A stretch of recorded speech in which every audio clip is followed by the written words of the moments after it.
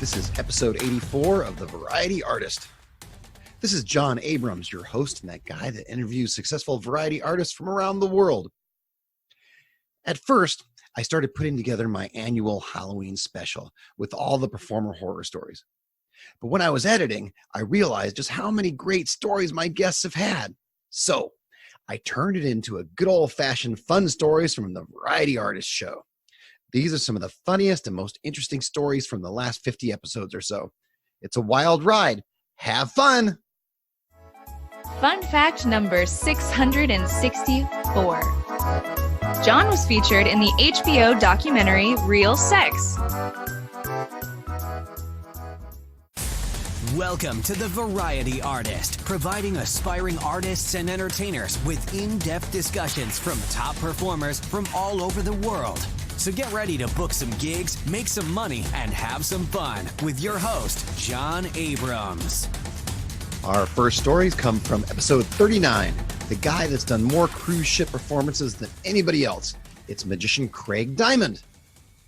And this guy looks like he's been beat up pretty good. When he hits the stage and I get a good close-up look at him, he looks like he's been on the wrong side of a few bar brawls. He's got a baseball cap on and a flannel shirt. It is an Alaska cruise, okay? So get him on stage, get through the routine, and I'm at the point for him to put the helmet on, and I say, you'll need to remove your hat. He reaches up to remove his cap, and when he does that, something falls onto the stage floor and bounces on his right side. I see something, and I'm looking, and I'm trying to think what I am looking at. And it's his prosthetic ear. Oh. When he went to take his cap off, he bumped his ear and he had a fake ear. So his ear has now he's got a hole on the side of his head and his ear is laying on the stage. And his ear fell off. His ear fell off, all right? So now stage left can't see a thing, doesn't know what's going on. Stage right sees what has happened of the audience, okay? Yeah. Stage right of the audience, seeing what's happening in the audience. This isn't like, oh, I'm busting out and laughing. This guy's ear has now fallen off, and we're looking at a hole in his head, okay? Oh, so I slip around, and he doesn't know his ear's laying on the stage. Oh, he doesn't know his ear's fallen off? No. He has no idea. And, of course, I haven't put this helmet or mask on. I'm not going to do that at this point. But his ear's on the stage. So I go around him, and I bend down, and I pick the ear up. And I come over to him, and I kind of do the maitre d' glide, what I call, the little backhand with, when you're trying to slip a bill to a maitre d', I try to do that subtle, even though I'm in front of 1,500 people. You know that half the audience saw his ear fall off. How subtle is putting an ear in somebody, And he still does not know his ear's off. So I put this in his hand. Now, I'm wearing a lavalier mic, and I've not hit the mute. And I swear, I say to him, here's your ear. And he says loudly, what?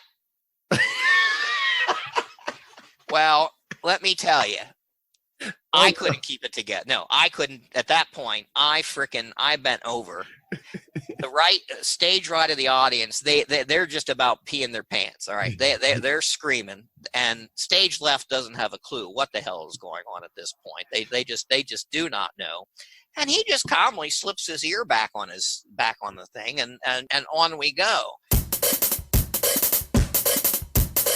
For years, I do an audience acupuncture now, but for years I traveled with a big 6-foot guillotine as to do a comedy guillotine. Now, in my opinion, the guillotine is just a comedy piece. No one believes you're chopping a head off. And of course, I don't think it's an overly fooling illusion of any kind. It's just done as a comedic relief. I often did it in the middle of a review show when they needed 6 minutes of comedy or whatever. Mm-hmm. This was a land engagement for a rather important political affair because I had senators and representatives and congressmen sitting in the front row.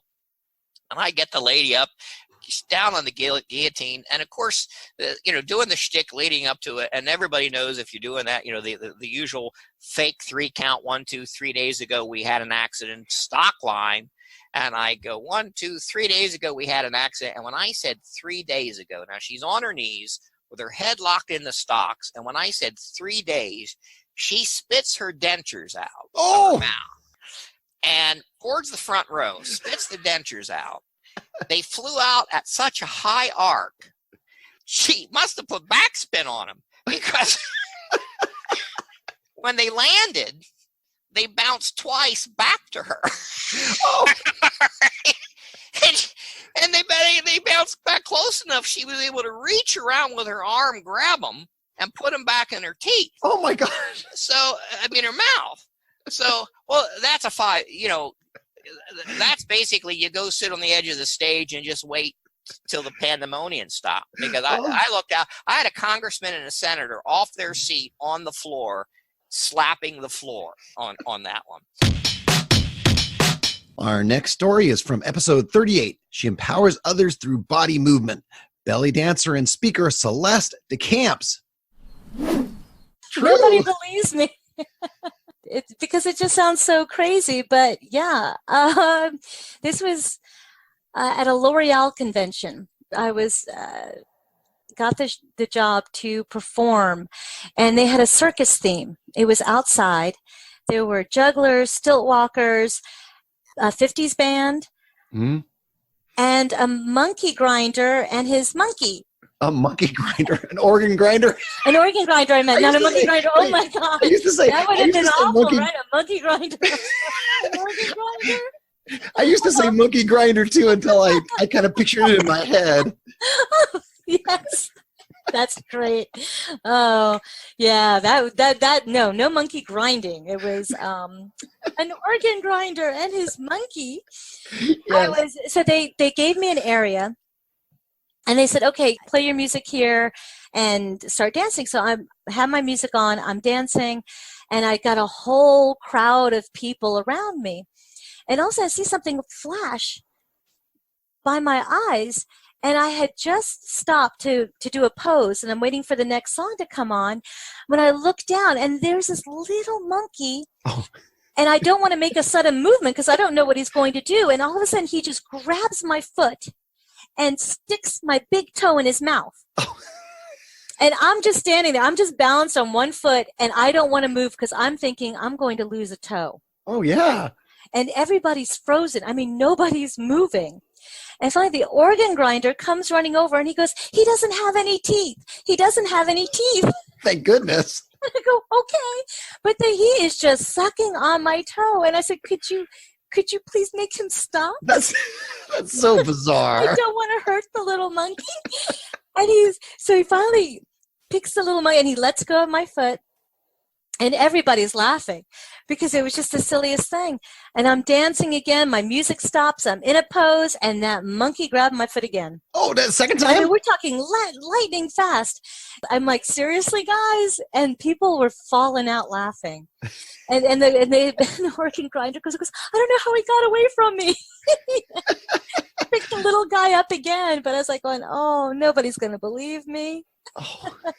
But yeah, he really liked my toe. Since we're talking about toes, our next guest is from episode 72. He's the one-man sideshow, Louie Fox. So I tell I knew I had to sell this. So I go, "Let's go to Alaska to see the midnight sun." My wife's like, "Great." And then I'm like, "Let's go to Dawson in the Yukon Territory." My wife's like, "Great. Let's do a shot with a mummified human toe in it." She's like, "What?" Whoa, back up. I was going for the whole, Avner taught me this, like the 3 yeses to a yes. That's right. So I was trying to work that, but it did not happen. Didn't go. She was listening too carefully. Yeah, she knows me. So she let me go and let me do it. And what it is, it's a shot with a mummified human toe in it as the garnish. Oh my gosh. It's called the Sour Toe Cocktail. Oh. And it's a whole process. You get a certificate. I carry the card in my wallet to prove I did it if anyone ever needs proof. Has anybody asked for that? I'm sorry, Louie. I don't know if I believe your story. I'd like to see proof, please.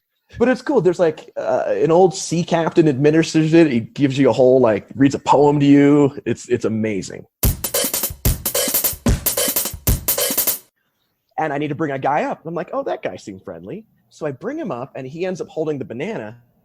and I noticed there's something in his hand. Mm-hmm. And I look at it, and he sees me look at it. He looks at me and kind of flashes it. And I'm like, I mean, I live in the city. I know what crack looks like. Yeah. And I'm like, oh, I broke up a drug deal. But then he looks at me and he whispers, "You need some." Oh my, on stage. Yes. And I'm like, no, I'm cool. Finish the thing. Watch him go back to the back and give the guy the crack for money. Oh my God. So, yes, I interrupted a drug deal with my show. That'd have been wild if you announced it. Yes, I don't need it, but does anybody in the audience here? Who needs some crack? Next up is a story about one of my favorite actresses. It's all about Broadway star Carol Channing, as told on episode 47 by magic legend Bob Fitch. And I could reach out and I could hold hands with the person in the first row. That's how close they were. Okay. At any rate, we started to smell an awful smell. And it was coming from Carol, who was, sweating. Oh, no. As we all were. We're doing this number and we're working. It smells awful. And at one point, we're going, bleh, bleh. And we thought, oh, God, we can't do this. We're going to throw up on stage. This is awful. And when we were at the Curran, we are so close to the audience, John and I are starting to see the people in the front row doing their nose and holding their mouth. Oh, no. And we go, oh, my God. The thing was, she was a health nut. Huh? And she would put towels underneath her door in the dressing room so the dust couldn't get in. And she ordered fresh flounder from Finland. Fresh flounder from Finland? Yeah, because, I don't know, it was healthier or something. I have no idea. At some point, this fish odor started pouring through her pores. Oh, no. and John and I said, what are we going to do? Are you going to tell her? He said, no, I can't tell her. I can't. So John's little boy, 5 years old, was with us. Oh, no. And wait, and she's the big star at the time, right? Well, she's the star of the show, yeah. In the hotel, we're around the corner from where her room is. She's like two doors down, and we're around the corner. So we send Johnny's little boy, Jared, we send him to her dressing room, and he knocks on the door, and we're peeking around the corner. She loves little kids. He knocks on the door. She opens the door. She says, well, hello, Jared. How are you? And he looks up at her, and he says, my daddy says you stink. Oh, no. And Johnny and I pull back. We're choking. We can't laugh. We'll give it away. We're listening in on this. And she says, oh, is that right? Well, maybe I'm eating too much fish. I guess I have to watch that. Well, come in, Jared. I'll give you something to eat. And she stopped smelling after that. She took it to heart, and she never mentioned it to us because she knew where it came from. But I had a hard time looking at her for a couple of days. It's awful. I thought I could laugh out loud or turn beet red or something, Well, I'm glad she took it to heart. She did. She took it seriously and realized, oops, it's going to bother the audience too. Whenever another entertainer offers you a mint or gum, take it. Take it, yeah. It's very subtle. By the way, if you hear any stories that you really love, go back and listen to that episode. Next up is a personal story from one of my favorite couples. It's from episode 61, Jeff and Tessa, the Evasons. Yeah, we used to live on a sailboat for many years. Chris and I lived on a 45-foot sailboat. Yeah, we just loved it. And so we would take some time off during the winter and go across to the Bahamas and just chill for a few months. And so one night when we came in and we were anchoring, there's a way you need to pull your dinghy up. We were towing it behind us, and we forgot we were towing it behind us. And the string, or the painter that is called, got wrapped around the propeller. And of course, we shut the engine off. Jeff was like, okay, I'm going to go into the water and cut it off so we can have it for the morning.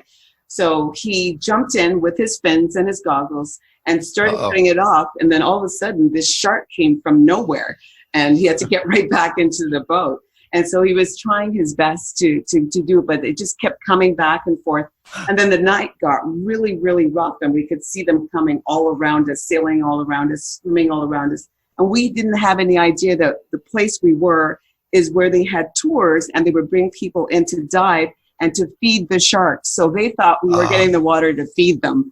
It was a tough, tough night. We didn't have the anchor set properly, and we didn't sleep hardly a wink that night. I couldn't do it. We just gave up and said, okay, we'll try it tomorrow morning. Let's just spend the night. And the next morning, you don't want to get into the water too early because they're feeding. So about 10:30, 11 a.m., I'm back in the water, and that darn shark is there again. And so we just had to time this. My nephew had a whistle. He would blow it. I could hear that under the water. And we would wait until the shark was at the bow of the boat, charging towards me. And Tessa was standing at the bow with a whistle. She'd blow her whistle. My nephew in the dinghy close to the water would blow his whistle. And then I'd jump back out of the water. And we did this for a good hour until the line was free of the propeller. We took that anchoring spot off our list of destinations to go to.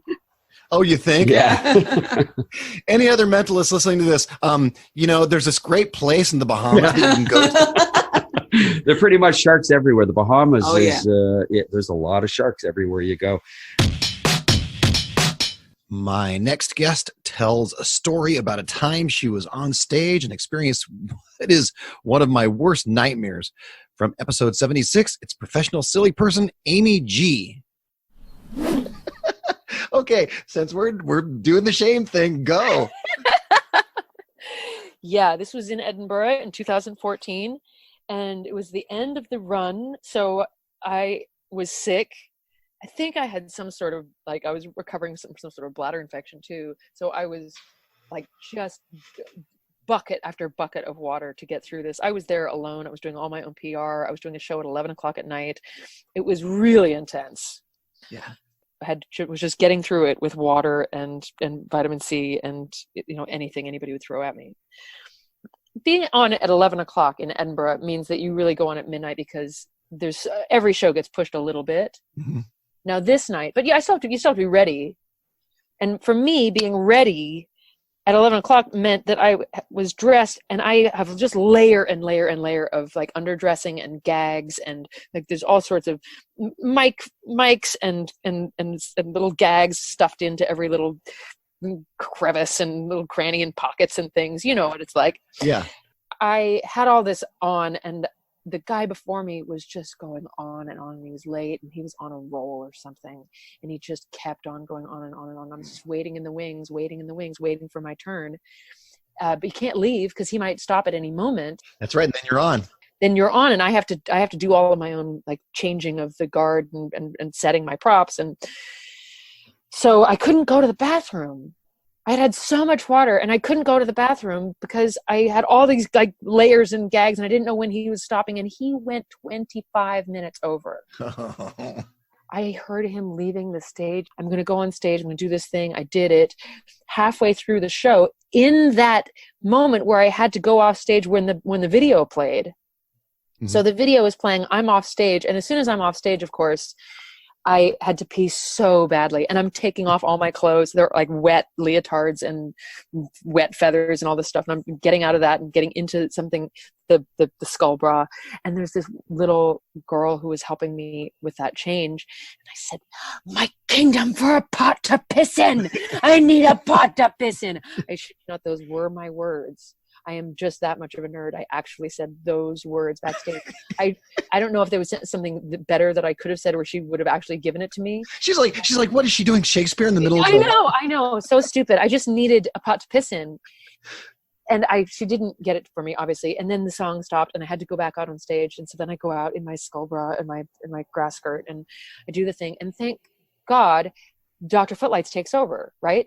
Because anybody that is on stage anytime knows that Dr. Footlights kicks in, and you don't feel anything anymore. Whatever sickness or pain or problem you had just dissipates in the warmth and good lighting and attention that you're receiving. I love that. Dr. Footlights, that's the first time I've heard that. The adrenaline goes. That's it. Adrenaline and good lighting takes care of everything. Yep. And all is well. I'm up to my last act. I'm up to the kazoo, which is, my oldest, simplest, easiest act. It always works. It's easy to do. Oh no. I get to that. And I'm so like, so as soon as the lights change and I'm going into that last final act, I feel my bladder. Ugh. Right? Like the preliminary finish line just lands on my bladder and I go, oh God, this is not so good. I can get through this. I can do this. I'm an adult. I make the change. I'm standing there. I'm in a pool of light, just one big follow spot on me head to toe, right? Mm-hmm.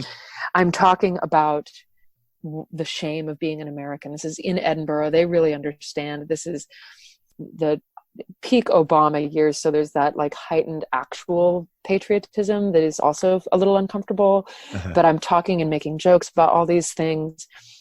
I feel the pressure, but I'm doing fine. It wasn't until I actually took my underwear down to around my ankles where, that natural cue, the physical body is a powerful thing. It knows exactly what to do when you take your underwear to your ankles. It started. I clenched it. I clenched it so hard. I'm just clenching everything in my life. I'm clenching it all together so nothing is gonna. But I can't. it was so unstoppable, and I don't think that earlier bladder infection helped at all. But there I am. I'm doing a full. I'm grabbing my crotch, actually standing on stage, grabbing my crotch, talking about what it is to be an American in the international scene.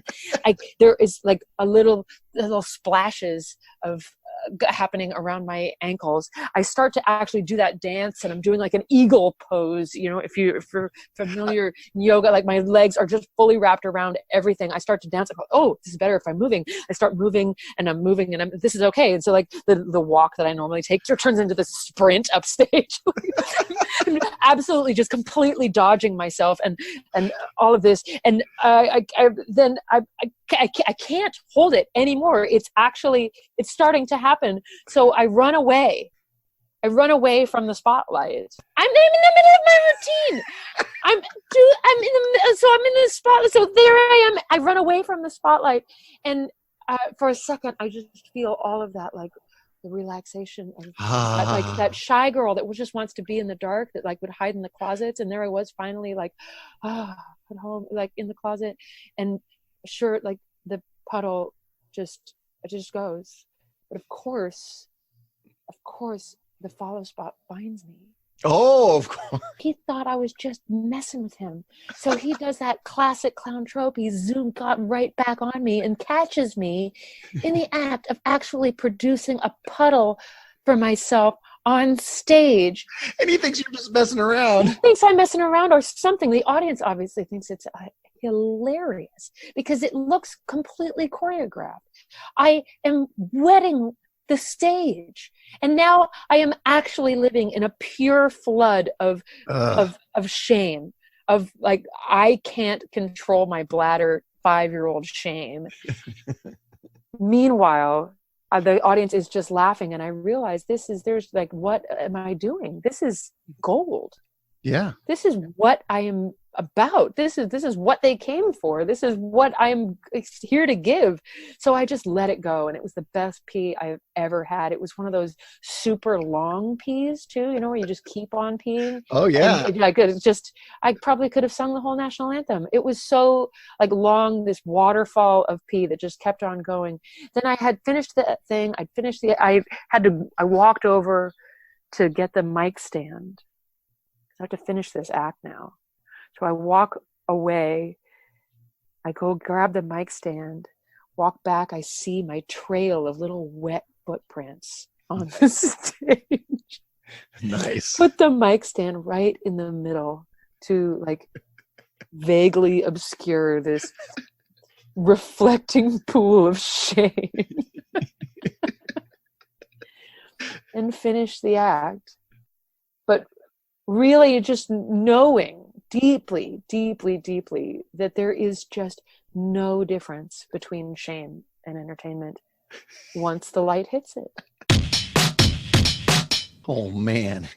I got to pee just listening to that. Okay. Since we're talking about water, I thought I'd give you a great story from episode 46, one of the variety artist's favorite magicians, Ray Anderson. Well, first I'll start out by saying that I do a fountain levitation. Magicians will know that, where you levitate a woman on a fountain of water, and then the water goes away, and it's all built into the stage at Esther's. It's done in this little wading pool. Looks like a children's wading pool. It looks great too. I've seen your video of it. It's a great illusion. Looks terrific. Oh yeah, it's really, really fun to do too. Well, anyway, it was after the first show. You go, and then when you get back to get ready to do it for the second show, the costume is still wet. At least the pants and the shoes are. So I'm putting all of this on and don't think anything of it. And I go out to do the trick, and I'm standing there doing the illusion, and I realize that something is moving in my shoe. But I didn't feel it when I put it on in the beginning because everything was wet and squishy anyway. And so then it bites me on one of my toes, and I can't move because for that particular trick, if you move, you're going to expose how the illusion is done. And I didn't want it to bite me again. So while I'm doing the trick, I bear down with all of my toes and kill the mouse in my shoe. So it won't bite me again. And then stand there, finish the trick, and they go upstairs, shaked out my shoe, and didn't have time, had to get ready and go do something else. So it was just horrible. So now when this was going on, did you realize it was a mouse, or did you think it was a spider, or what the heck? I knew immediately it was a mouse when it bit me. Like, because it moved and I could feel it in my shoe. I wear those kind of shoes that they wear on decks of, that have water and stuff. They're kind of neoprene made shoes and stuff. So they're kind of squishy anyway when they're wet. So when I put my foot in, I just didn't feel it. But then once I got there, I felt the whole thing moving around by my toes right before it bit me. It's like, now this is the magician I am. I didn't move and expose the illusion. So, and a big audience is watching you, and you're standing. I never knew any of it. Yeah. That's awful. And lastly, when Claude Haggerty went to the zoo to buy an elephant for his act, he was in for a big surprise. From episode 80, it's Claude Haggerty. So I go in, meet with the director of the zoo, and the director says, Mr. Haggerty, I want to show you the elephant we have in mind, but right now I have to do a quick phone call. I'm going to be like 10, 15 minutes. She said, but if you want to kind of walk through the zoo, through the back area, just kind of follow the yellow line, and it'll take you all through the different areas, because all the animals are inside, because it's 40 below zero outside, right? Mm-hmm. So I said, yeah, I'll do that. No problem. And I've been driving all night anyways. I don't really want to sit here, so I'll go down there. Sure. So I walked through the zoo. And she kind of gave me a little map where the elephants were. So I kind of walk in. I see some of the, the cats, and I see some of the different animals. And all of a sudden, there was a gorilla in a big cage. Yeah. And he was just sitting there, and he waves at me. So I look around, like there's nobody here. So I wave back at him, hi. Yeah. And he kind of made a bit of a fuss. So then he moved a little step closer, and he kind of like blew me a kiss. Okay. So I thought that was pretty cool. So he did it again. I did it back to him. Oh, when I did it back to him, he ran around, did cartwheels. He thought that was awesome. So then he moves like a foot closer. There's a glass separating us. So he motions for me to take a step forward. He takes a step forward. We're still maybe 8 feet apart. He blows me a kiss. I blow him a kiss back. He makes a fuss. He takes another step forward, motions for me to come forward. I take another step. He blows me a kiss. I blow him a kiss back. So we were coming like he's like 10 feet tall. He probably weighed, 1,000 pounds or more, way bigger than me. He puts his lips right against the glass, like, and he motions for me with his finger, and I'm like 6 inches away. He's motioning for me to come a little closer, little closer, little closer. I'm looking around. Hopefully nobody's watching me, right? So I put my face against that glass. As soon as I put my face against that glass, He punched that glass so friggin' hard. I thought he broke my friggin' nose. Man, did it hurt. It didn't break the glass. It was plexiglass, but he just pounded that so hard. My nose swelled right up. I thought, oh my God, he broke my nose. So I called him every name in the book. Do not use the F word. Yeah. So I went down. So I went down to where the elephants were. And I'm holding my nose. I'm trying to find a mirror to see if I'm bleeding, or because I know it's already getting swollen up there. It's already starting to swell. And I'm like, oh my God, I think it's broken. I touched it. It was really sensitive. So I get there, and about 3 minutes later, in comes the zoo director, and she's looking at me. I got my hands on my nose. I'm like, oh, she said, Mr. Haggerty, are you all right? And she looks at me, and she has this look on her face. She says, please to God, tell me that you did not put your face against that glass. Who, me? She said, I am so sorry. She said, you didn't put your face against that glass, did you? And I said, yeah. She said, I am so sorry. I forgot that he was in here. She said, he gets everybody. I said, I think he broke my friggin' nose. She said, he gets everybody. But you never know, right? If you've learned anything from this podcast, never kiss a gorilla. I hope you enjoyed this special episode of the Variety Artist Podcast. I sure did. If you did enjoy one or more of the stories, go back and listen to that episode. And make sure you rate and review the show. You can do it on your phone or whatever device you're using to listen. Click that 5-star rating, and if you have time, leave us a nice review. I'd like to thank my guests, Craig Diamond, Celeste De Kamps, Bob Fitch, The Evasons, Louie Fox, Ray Anderson, Amy G, and Claude Haggerty. They really do pour their hearts out on this show, and I appreciate it. Now go out and book those gigs, make that money, and have some fun. That's all for this episode of The Variety Artist, but your journey continues on our website. Go to thevarietyartist.com for more strategies, insight, and resources, as well as show notes on today's guest to assist you in your career. We'll see you on the next episode of The Variety Artist. But until then, go out and book those gigs, make some money, and have some fun.